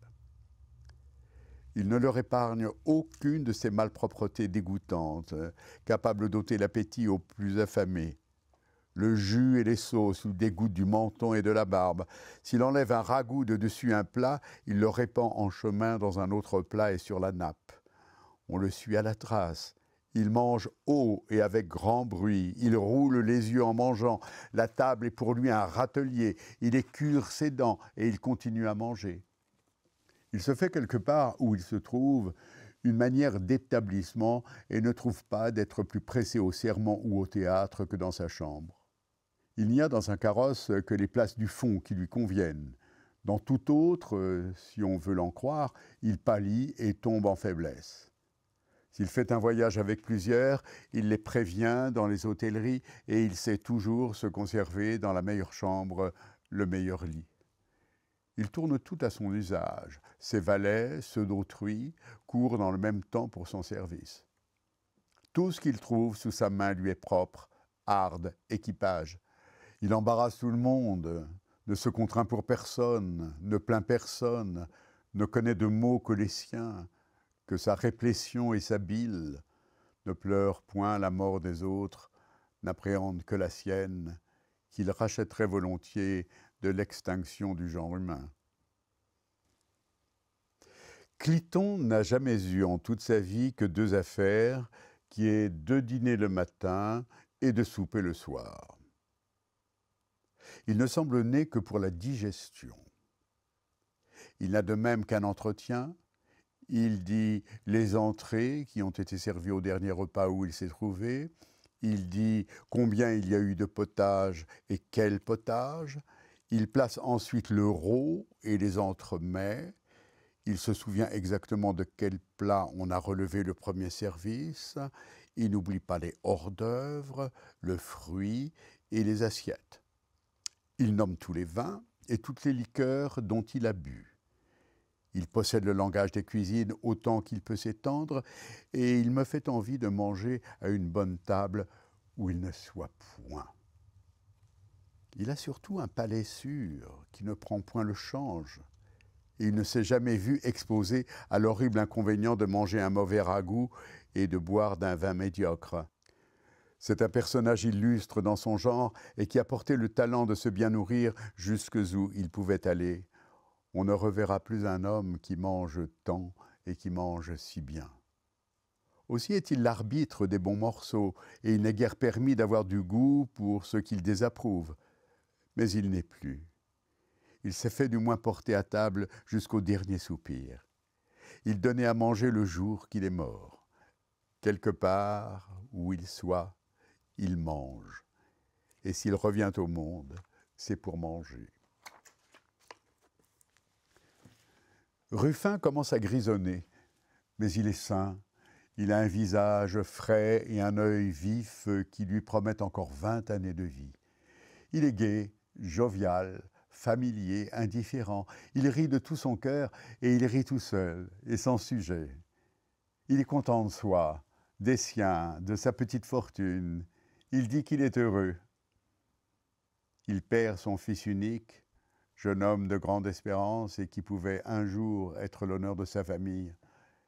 Il remet sur d'autres le soin de le pleurer. Il dit « Mon fils est mort, cela fera mourir sa mère. » Et il est consolé. Il n'a point de passion, il n'a ni ami ni ennemi, personne ne l'embarrasse. Tout le monde lui convient, tout lui est propre. Il parle à celui qu'il voit une première fois avec la même liberté et la même confiance qu'à ceux qu'il appelle de vieux amis et lui fait part bientôt de ses colibets et de ses historiettes. On l'aborde, on le quitte sans qu'il y fasse attention. Et le même conte qu'il a commencé de faire à quelqu'un, il l'achève à celui qui prend sa place. N est moins affaibli par l'âge que par la maladie, car il ne passe point 68 ans. Mais il a la goutte et il est sujet à une colique néphrétique. Il a le visage décharné, le teint verdâtre et qui menace ruine. Il fait marner sa terre et il compte que de 15 ans entiers, il ne sera obligé de la fumer. Il plante un jeune bois et il espère qu'en moins de 20 années, il lui donnera un beau couvert. Il fait bâtir dans la rue une maison de pierre de taille, raffermie dans les encoignures par des mains de fer, et dont il assure, en toussant et avec une voix frêle et débile, qu'on ne verra jamais la fin. Il se promène tous les jours dans ses ateliers sur le bras d'un valet qui le soulage. Il montre à ses amis ce qu'il a fait et il leur dit ce qu'il a dessein de faire. Ce n'est pas pour ses enfants qu'il bâtit, car il n'en a point, ni pour ses héritiers, personnes viles et qui se sont brouillés avec lui. C'est pour lui seul, et il mourra demain.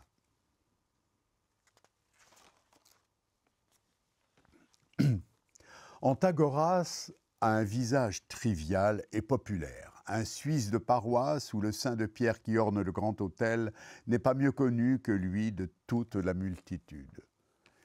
Il parcourt le matin toutes les chambres et tous les greffes d'un parlement, et le soir les rues et les carrefours d'une ville. Il plaide depuis 40 ans, plus proche de sortir de la vie que de sortir d'affaires. Il n'y a point eu au palais depuis tout ce temps de causes célèbres ou de procédures longues et embrouillées où il n'est du moins intervenu. Aussi a-t-il un nom fait pour remplir la bouche de l'avocat et qui s'accorde avec le demandeur ou le défendeur comme le substantif et l'adjectif. Parent de tous et haï de tous, il n'y a guère de famille dont il ne se plaigne et qui ne se plaigne de lui. Appliqué successivement à saisir une terre, à s'opposer au sceau, à se servir d'un committimus ou à mettre un arrêt à exécution, outre qu'il assiste chaque jour à quelques assemblées de créanciers, partout, syndic de direction et perdant à toutes les banqueroutes, il a des heures de reste pour ses visites. Vieil meuble de ruelle, où il parle procès et dit des nouvelles. Vous l'avez laissé dans une maison au Marais, vous le retrouvez au Grand Faubourg, où il vous a prévenu et où déjà il redit ses nouvelles et son procès. Si vous plaidez vous-même et que vous alliez le lendemain à la pointe du jour chez l'un de vos juges pour le solliciter, le juge attend pour vous donner audience qu'Antagoras soit expédié.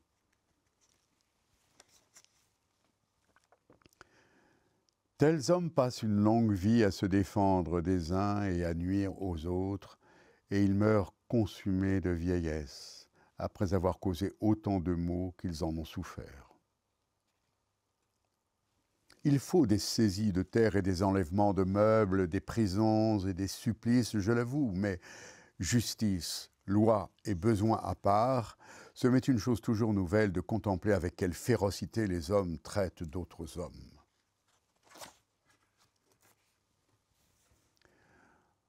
L'on voit certains animaux farouches, des mâles et des femelles répandus par la campagne, noirs, livides, et tout brûlés de soleil, attachés à la terre qu'ils fouillent et qu'ils remuent avec une opiniâtreté invincible.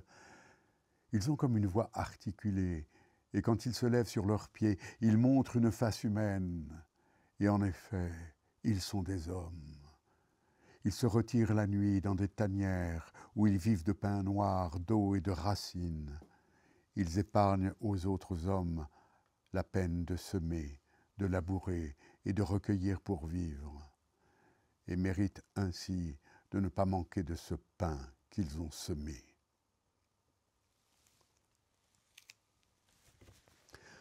Don Fernand, dans sa province, est oisif, ignorant, médisant, querelleux, fourbe, intempérant, impertinent. Mais il tire l'épée contre ses voisins, et pour un rien, il expose sa vie. Il a tué des hommes, il sera tué. Le noble de province, inutile à sa patrie, à sa famille et à lui-même, souvent sans toit, sans habit et sans aucun mérite, répète 10 fois le jour qu'il est gentilhomme, traite les fourrures et les mortiers de bourgeoisie, occupé toute sa vie de ses parchemins et de ses titres qu'il ne changerait pas contre les masses d'un chancelier. Il se fait généralement dans tous les hommes des combinaisons infinies de la puissance, de la faveur, du génie, des richesses, des dignités, de la noblesse, de la force, de l'industrie, de la capacité, de la vertu, du vice, de la faiblesse, de la stupidité, de la pauvreté, de l'impuissance, de la roture et de la bassesse. Ces choses, mêlées ensemble en 1000 manières différentes et compensées l'une par l'autre en divers sujets, forment aussi les divers états et les différentes conditions. Les hommes d'ailleurs, qui tous savent le fort et le faible les uns des autres, agissent aussi réciproquement comme ils croient le devoir faire, connaissent ceux qui leur sont égaux, sentent la supériorité que quelques-uns ont sur eux et celle qu'ils ont sur quelques autres. Et de là naissent entre eux ou la familiarité, ou le respect et la déférence, ou la fierté et le mépris. De cette source vient que dans les endroits publics et où le monde se rassemble, on se trouve à tout moment entre celui que l'on cherche à aborder ou à saluer, et cet autre que l'on feint de ne pas connaître et dont l'on veut encore moins se laisser joindre. Que l'on se fait un honneur de l'un et qu'on a honte de l'autre. Qu'il arrive même que celui dont vous vous faites honneur et que vous voulez retenir est celui aussi qui est embarrassé de vous et qui vous quitte. Et que le même est souvent celui qui rougit d'autrui et dont on rougit, qui dédaigne ici et qui là est dédaigné. Il est encore assez ordinaire de mépriser qui nous méprise. Quelle misère! Et puisqu'il est vrai que, dans un si étrange commerce, ce que l'on pense gagner d'un côté, on le perd de l'autre, ne reviendrait-il pas au même de renoncer à toute hauteur et à toute fierté, qui convient si peu aux faibles hommes, et de composer ensemble, de se traiter tous avec une mutuelle bonté qui, avec l'avantage de n'être jamais mortifiés, nous procurerait un aussi grand bien que celui de ne mortifier personne. Bien loin de s'effrayer ou de rougir même du nom de philosophe, il n'y a personne au monde qui ne dût avoir une forte teinture de philosophie. Elle convient à tout le monde. La pratique en est utile à tous les âges, à tous les sexes et à toutes les conditions. Elle nous console du bonheur d'autrui, des indignes préférences, des mauvais succès, du déclin de nos forces et de notre beauté. Elle nous arme contre la pauvreté, la vieillesse, la maladie et la mort, contre les sots et les mauvais railleurs. Elle nous fait vivre sans une femme, ou nous fait supporter celle avec qui nous vivons.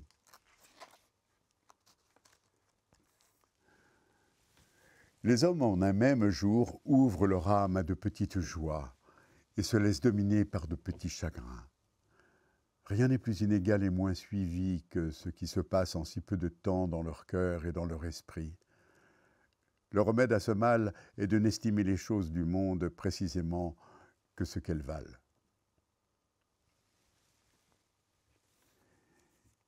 Il est aussi difficile de trouver un homme vain qui se croit assez heureux qu'un homme modeste qui se croit trop malheureux. Le destin du vigneron, du soldat et du tailleur de pierre m'empêche de m'estimer malheureux par la fortune des princes ou des ministres qui me manquent. Il n'y a pour l'homme qu'un vrai malheur, qui est de se trouver en faute et d'avoir quelque chose à se reprocher. La plupart des hommes, pour arriver à leur fin, sont plus capables d'un grand effort que d'une longue persévérance. leur paresse ou leur inconstance leur fait perdre le fruit des meilleurs commencements. Ils se laissent souvent devancer par d'autres qui sont partis après eux et qui marchent lentement, mais constamment. J'ose presque assurer que les hommes savent encore mieux prendre les mesures que les suivre, résoudre ce qu'il faut faire et ce qu'il faut dire que de faire ou de dire ce qu'il faut. On se propose fermement, dans une affaire qu'on négocie, de taire une certaine chose et ensuite, ou par passion, ou par une intempérance de langue, ou dans la chaleur de l'entretien, c'est la première qui échappe. Les hommes agissent mollement dans les choses qui sont de leur devoir, pendant qu'ils se font un mérite, ou plutôt une vanité, de s'empresser pour celles qui leur sont étrangères et qui ne conviennent ni à leur état, ni à leur caractère. La différence d'un homme qui se revêt d'un caractère étranger à lui-même quand il rentre dans le sien est celle d'un masque, un visage.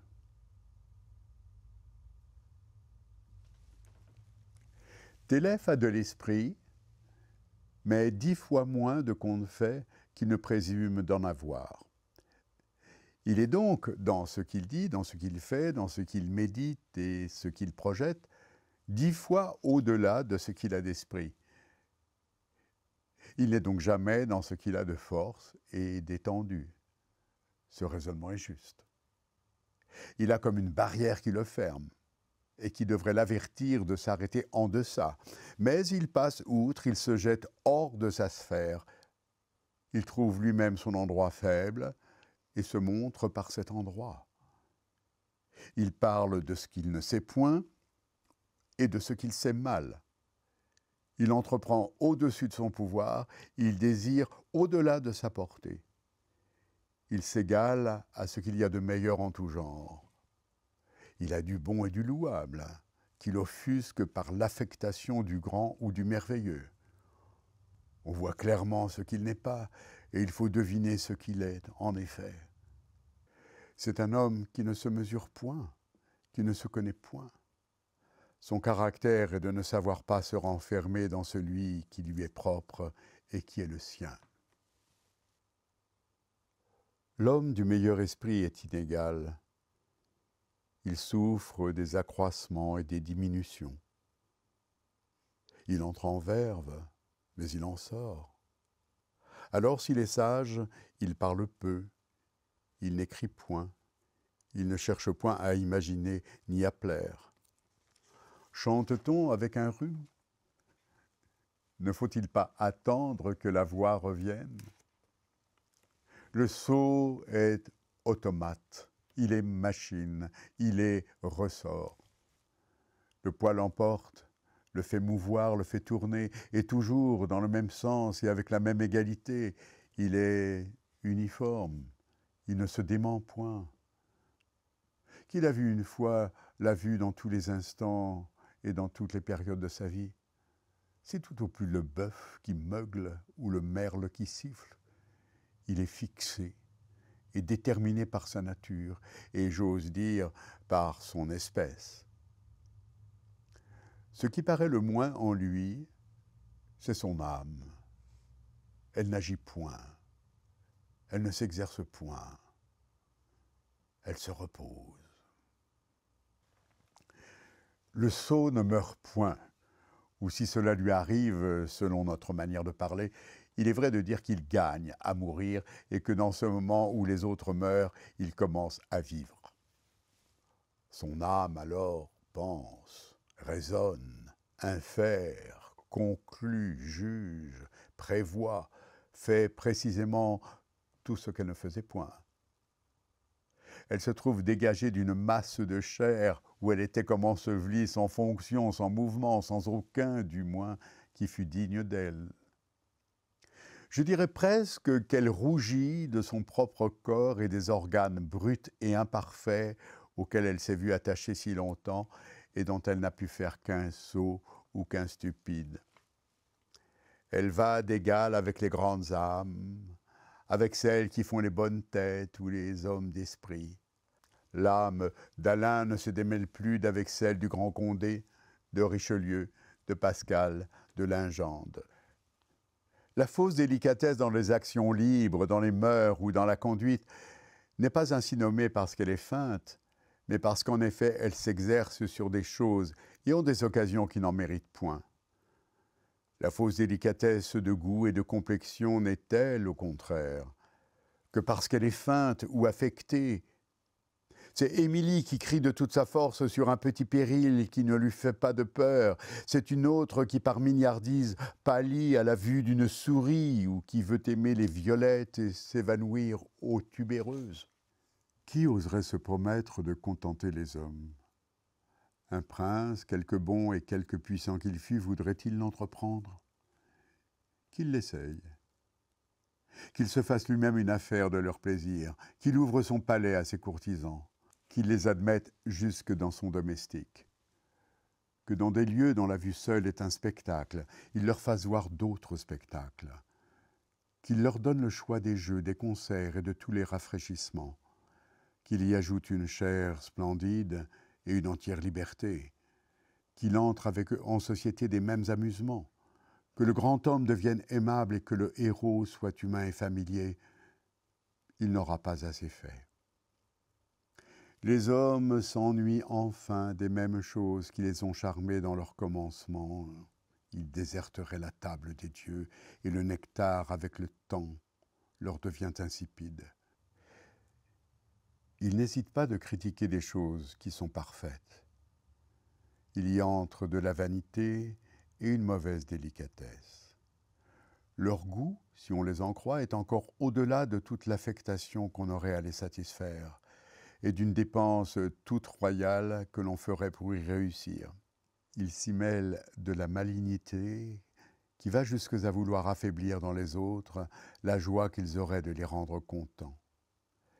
Ces mêmes gens, pour l'ordinaire si flatteurs et si complaisants, peuvent se démentir. Quelquefois on ne les reconnaît plus, et l'on voit l'homme jusque dans le courtisan. L'affectation dans le geste, dans le parler et dans les manières, est souvent une suite de l'oisiveté ou de l'indifférence. Et il semble qu'un grand attachement ou de sérieuses affaires jettent l'homme dans son naturel. Les hommes n'ont point de caractère. Ou s'ils en ont, c'est celui d'en en avoir aucun qui soit suivi, qui ne se demande point et où il soit reconnaissable. Ils souffrent beaucoup à être toujours les mêmes, à persévérer dans la règle ou dans le désordre.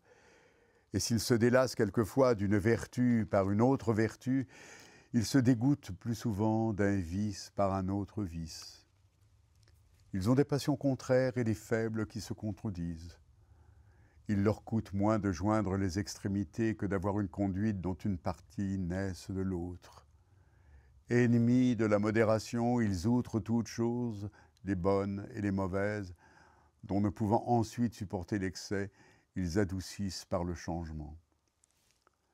Adraste était si corrompu et si libertin qu'il lui a été moins difficile de suivre la mode et se faire dévot.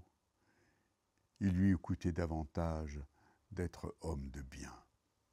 D'où vient que les mêmes personnes qui ont un flegme tout prêt pour recevoir indifféremment les plus grands désastres s'échappent et ont une bile intarissable sur les plus petits inconvénients?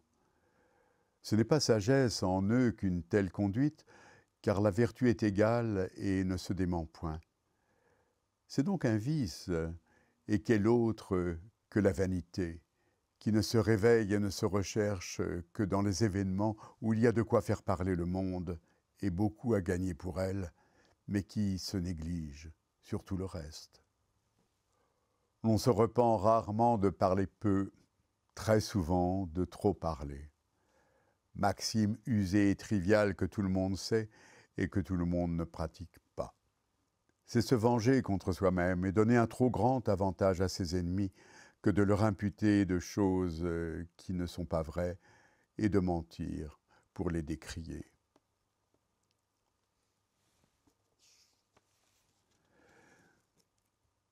Si l'homme savait rougir de soi, quels crimes, non seulement cachés, mais publics et connus, ne s'épargnerait-il pas?